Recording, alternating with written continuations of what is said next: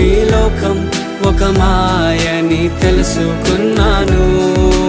ఏది నా సొంతం కాదనుకున్నాను. తప్పిపోయిన కుమారుని నేనైతే నా కొరకై నిరీక్షించే తండ్రి నా యేసు. తప్పిపోయిన కుమారుని నేనైతే నా కొరకై నిరీక్షించే తండ్రి నా యేసు.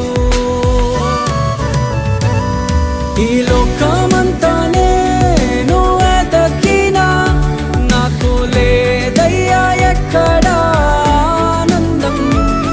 నీ సన్నిధిలో ఒక్క క్షణం గడిపినా నా హృదయం